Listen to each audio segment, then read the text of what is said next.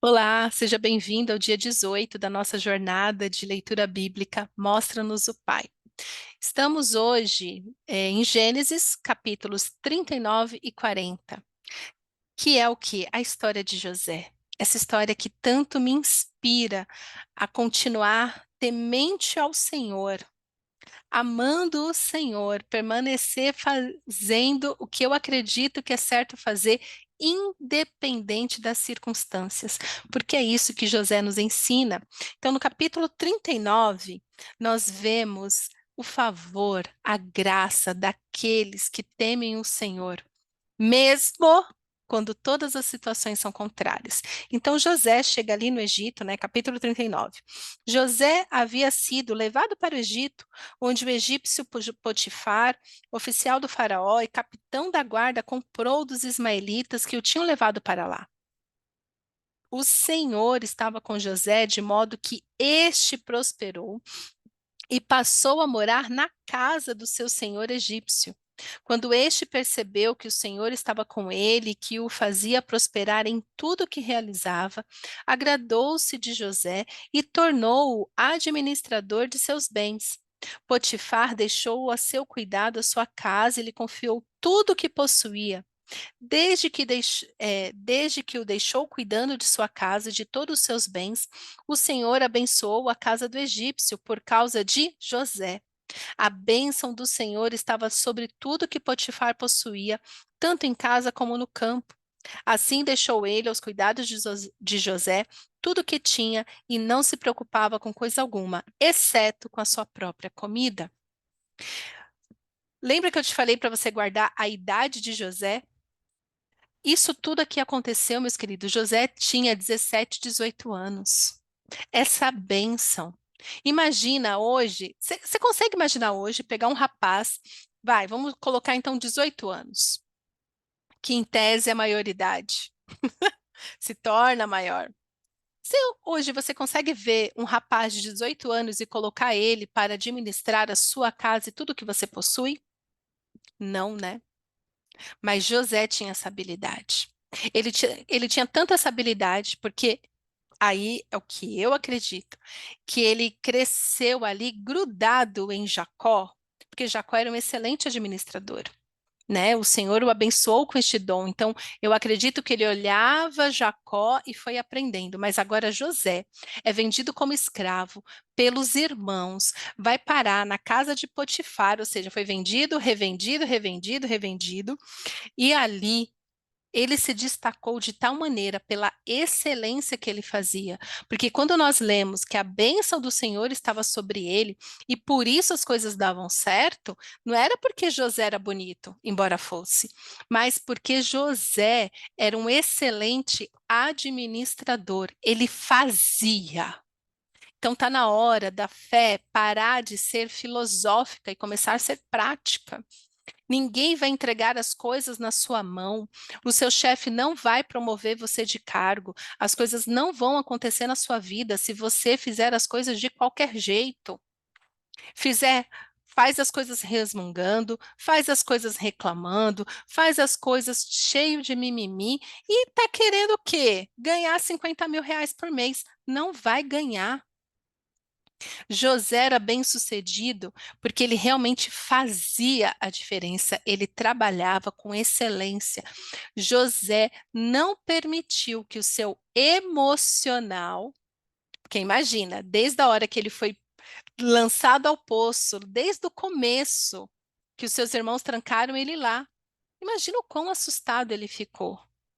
E agora estava numa terra estranha, num povo estranho, festa estranha com gente esquisita, mas ele não se deixou ser abalado, e aonde ele chegou, ele falou assim: eu vou fazer isso com excelência.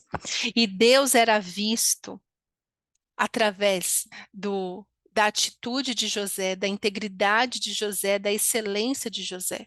Porque se José não fizesse as coisas com excelência, você acha?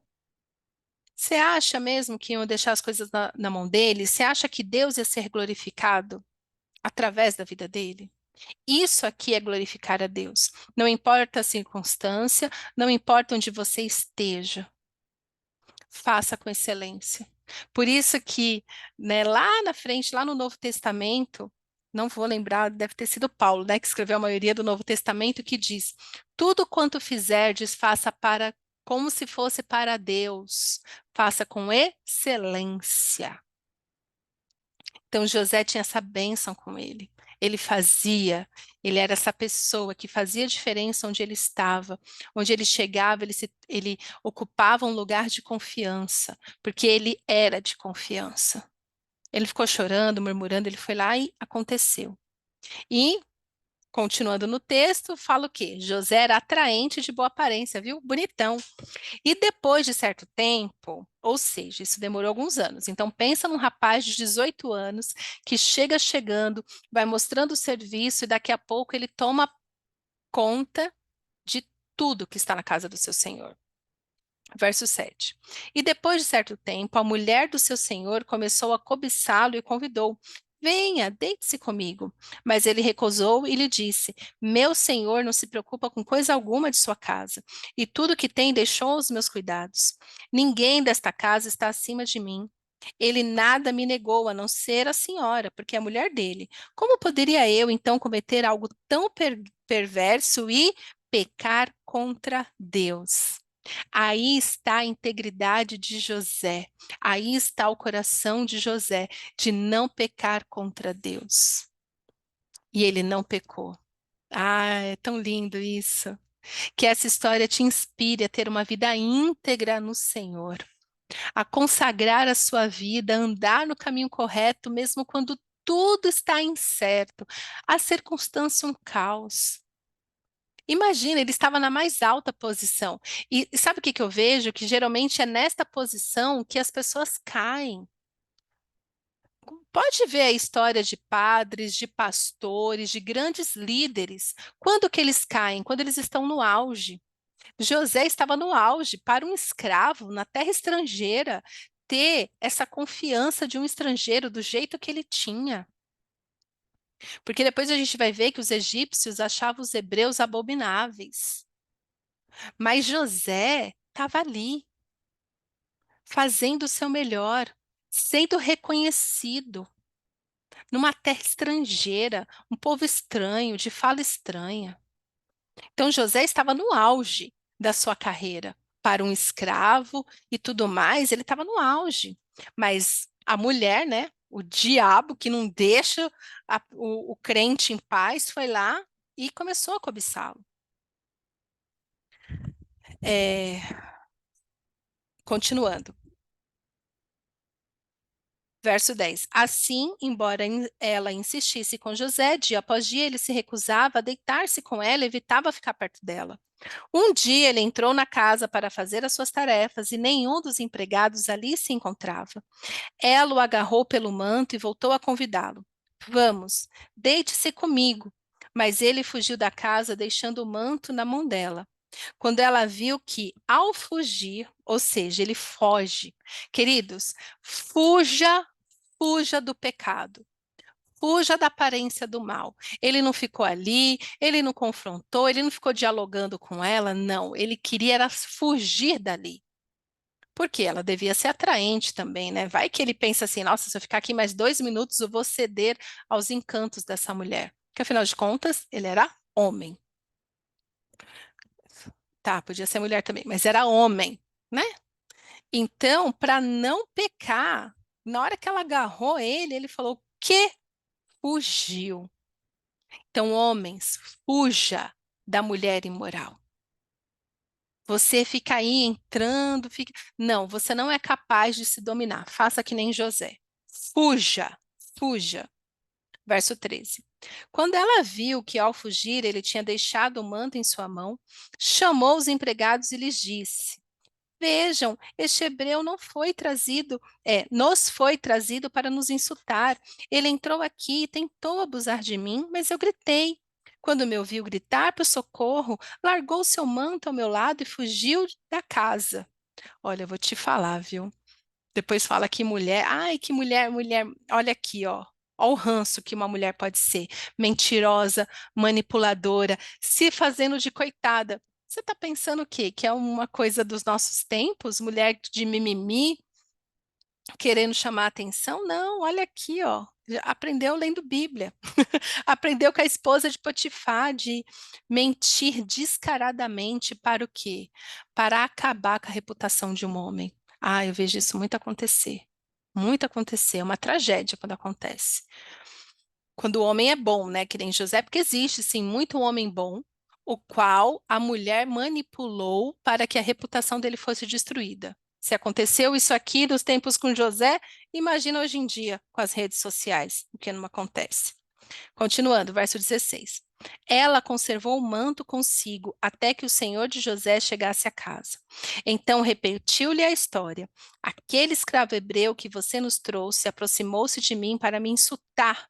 Mas quando gritei por socorro, ele largou o seu manto a meu lado e fugiu. Quando seu senhor ouviu o que sua mulher lhe disse, foi assim que o seu escravo me tratou. Ficou indignado. Mandou buscar José e lançou-o na prisão em que eram postos os prisioneiros do rei. José ficou na prisão, mas o Senhor estava com ele e o tratou com bondade, concedendo-lhe a simpatia do carcereiro. Por isso, o carcereiro encarregou José de todos os que estavam na prisão, e ele se tornou responsável por tudo que lá sucedia. O carcereiro não se preocupava com nada do que estava a cargo de José, porque o Senhor estava com José e lhe concedia bom êxito em tudo o que realizava. Ah, que história inspiradora. Você conseguiria continuar mantendo a sua essência, a sua integridade, o seu coração centrado no Senhor, de tal maneira que agora, escravo e prisioneiro, você conseguia ainda obter o favor daqueles que nunca te dariam um favor. José não olhou as circunstâncias, José não olhou o local, mas o coração de José era 100% voltado para Deus, para o Pai. E assim o Senhor continuava abençoando José, até mesmo na prisão. Saiba, meu querido, que o Senhor continua te abençoando, mesmo neste lugar de prisão, onde você olha e não vê a solução. Onde você acha que daí não vai acontecer nada, neste lugar de sofrimento, de dor. Sim, o Senhor está te abençoando. Por quê? Porque o Senhor está te moldando na prisão. José, que foi vendido como escravo, chegou no auge e agora ele desceu novamente, caiu novamente. Não bastava ser escravo, agora é o quê? Presidiário.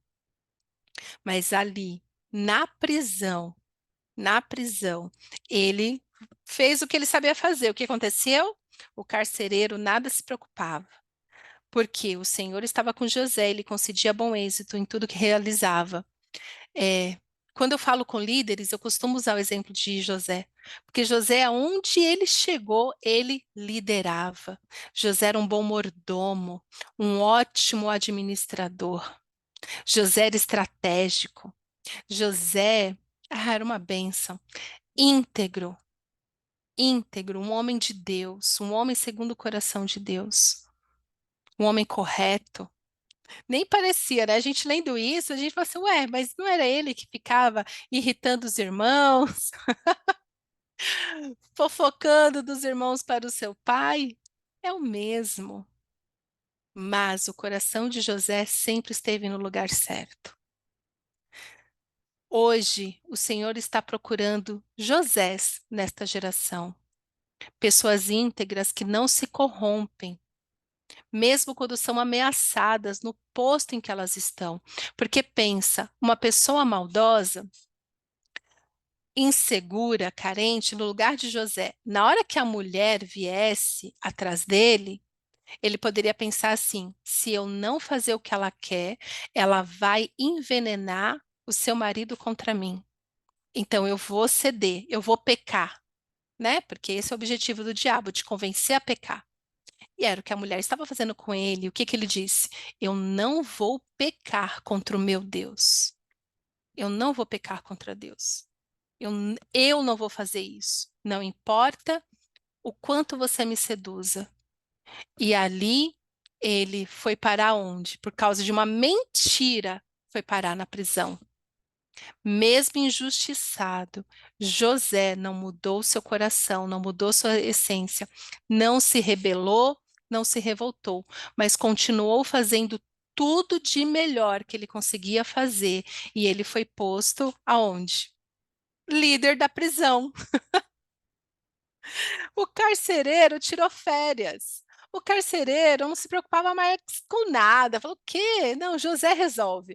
Então, imagina o José resolvendo os problemas entre os presos, as picuinhas entre os presos, resolvendo ali, rateando a comida, os banhos de sol, tudo isso. Agora o carcereiro estava de férias, José tomava conta de tudo. Porque o coração de José não mudou. Embora as circunstâncias fossem as piores, embora o ambiente fosse o pior possível, imagina um ambiente de prisão, né? Eu já fico imaginando, né, qual que é o nome? Ai, gente, me fugiu o nome aqui das cadeias que tem em São Paulo. Carandiru, não, Carandiru é no Rio. Mas enfim, eu fico imaginando Carandiru, acho que Carandiru tem filme, né? Por isso que eu tô lembrando. Imagina, Imagina, era fácil ele até ser mordomo, ser líder na casa de Potifar, no conforto da casa, onde tinha tudo. Ele tinha liberdade de ir e vir, né? Ele circulava, mas agora ele estava na prisão. E este foi um teste que realmente provou o caráter de José. Que nesse tempo o Senhor te encontre íntegro, como o Senhor encontrou José. Que você saiba fazer tudo com excelência, independente das circunstâncias, das pessoas, do cargo, do ambiente. Porque é esse tipo de pessoa que o Pai procura nos dias de hoje. Amém? Pai, obrigada pela história de José, que tanto nos inspira a te amar, a te adorar, a realmente fazer o que é certo. Pai, nós vivemos num país corrupto, cercado de corrupção, mentiras, inveja. Mas eu quero te pedir, Paizinho, guarda o nosso coração na tua verdade, na tua justiça, na tua pureza, para que possamos, Pai, ser como José, fazer o que tivermos que fazer, fazer bem feito, independente do local, independente do que as pessoas fazem ao nosso redor. Guarda, Senhor, o nosso coração para não pecarmos contra ti. É o que eu te peço, Paizinho, no nome santo de Jesus. Amém.